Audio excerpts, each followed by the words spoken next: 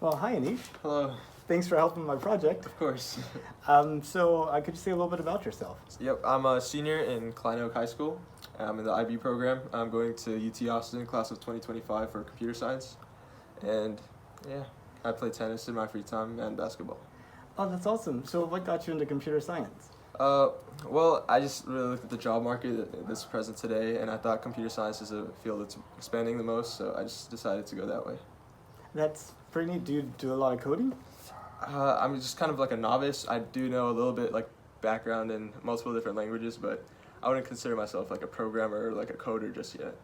That's pretty neat. Well, did you know that NASA is planning to send people to the moon in 2024?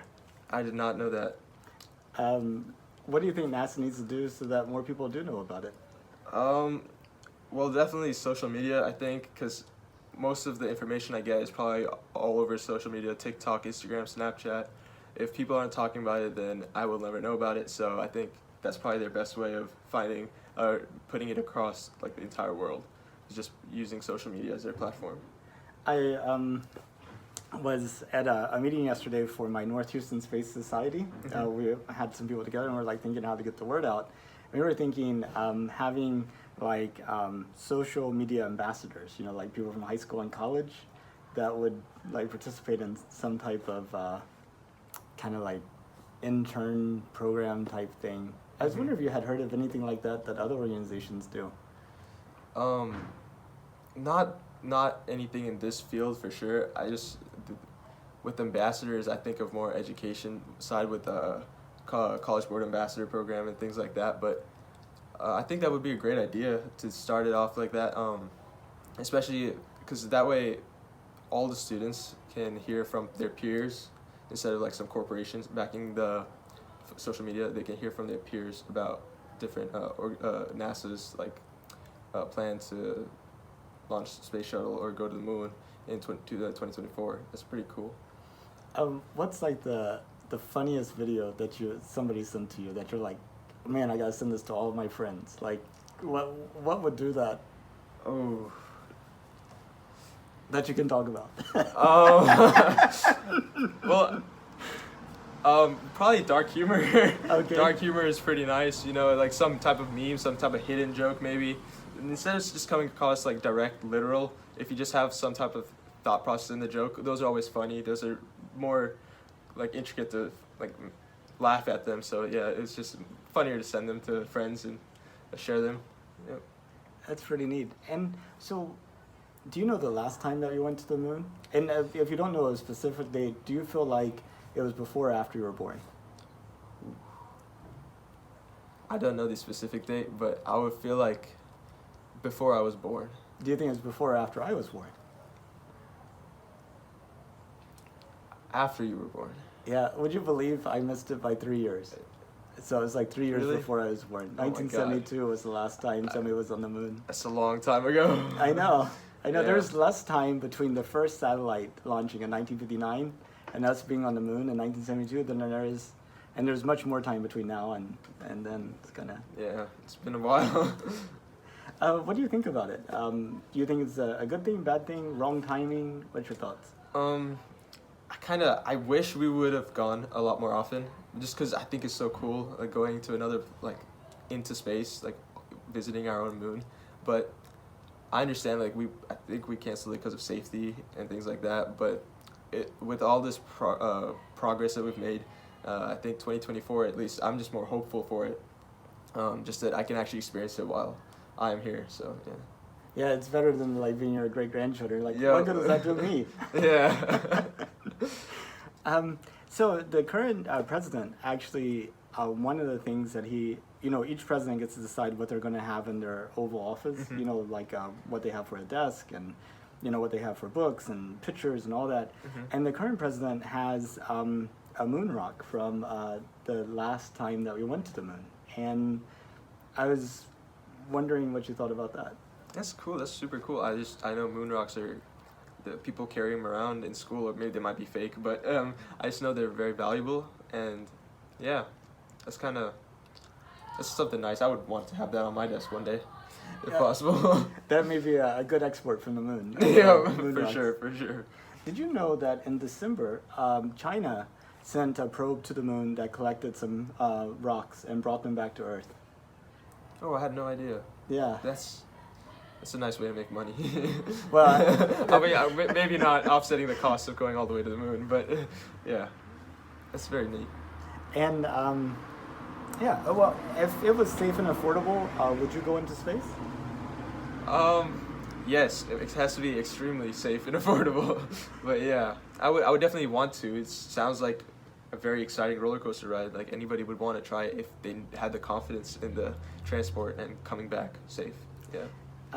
So safety is kind of a difficult thing to talk about, like how safe is something and what measures you use. So one measure that seems intuitive to me is how many people have to do it before I'm willing to do it. So in terms of going to space, is that number like 100, 1,000, 100,000, a million, hundreds of millions, billions? Like how many people have to go before you're like, yeah, I'm ready? I would say probably like 10 million, at least 10 million, without any casualties or accidents or mishaps at all. Then I would like strongly consider it. 10 million. 10 million. 10 million. Wow. I don't think that's that high of a number. I mean, 10 million? Yeah. I mean, yeah. Have you heard of SpaceX? Yeah. Do you know what they're doing down in Boca Chica, Texas, near Brownsville? No, not exactly. They're building this 100% reusable rocket Oh, okay, yeah. that could carry 100 people to space at a time. And you could actually launch the same rocket 3 times per day. You just fill it up and go. And they use it for point-to-point Earth travel. So you could go from Houston to Beijing in like 40 minutes. So imagine this, at the end of your day, you're like, hey, I think I want some authentic Chinese food. So you like go there, you spend the day in China, and you come back before it's morning. That's incredible. I mean, this is something really out of this world. And they're building a factory that they hope to be able to make 2 of these a week. So if you start doing the numbers on that, like 300 per day per vehicle, and you're increasing the number of vehicles 2 per week, it may not take that long to get to 10 million. Yeah, 10 million is pretty reasonable, but the whole process of building the actual things, it might take a bit longer, right? Yeah. Well, right now they're producing 1 a month. They're just producing test vehicles right now. In December they built one. They call them SN8 is the one that went in December, serial number 8, and now they're working on launching serial number 9. So eventually they'll be up in the hundreds. But it went up. It kind of came down like this, and they put the crater exactly where they wanted it. So unfortunately, it landed too fast and exploded. But don't let that scare you. It was perfect till then. Let's see.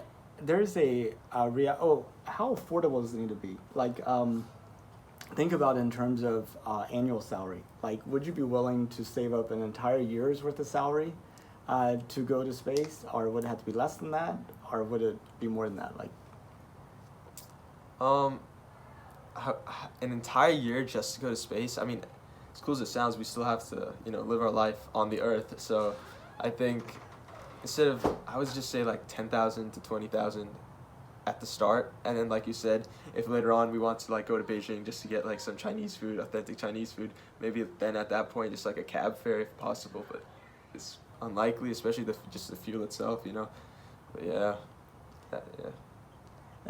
there's a reality TV show in the works called Space Hero. That will be a global competition to select a citizen astronaut to send to the International Space Station for 10 days. Would you see yourself participating in such a contest? Personally, I'm a little bit afraid to do that right now. Just because even when I was watching the SpaceX launch just a couple months ago during quarantine, I was kind of scared. And so I cannot imagine myself sitting there and being somebody who's, doing something that very few people in this world have done. I cannot imagine that. So as much as I would like to participate in a competition or a show, I just don't see that happening. You're like, if I win, can I give away the prize? Yeah, that might be it. Yeah. I would like the fame and the publicity, but I wouldn't want to actually go. That's awesome. There's this Japanese billionaire who is paying SpaceX to take him and a group of artists around the moon in 2023. And they had this big press conference 2 years ago. And he's like talking to Elon Musk when they're unveiling the whole thing. He's like, I'd like for you to come with me on that first trip. And Elon says, oh, you're a brave man. You're a very brave man. That would probably stop me from doing anything Yeah. like that. Well, I really appreciate your time. Is there anything you wanted to say that we didn't get to talk about? I'm just very excited and looking forward to 2024. I know it's a long way away from now, but I really want to either watch that in TV or in person. So yeah. I know you'll be graduating from college then. Yeah, probably around that time. Yeah. But thank you so much, and I hope you have a good rest of your day. Thank you. You too. Pleasure.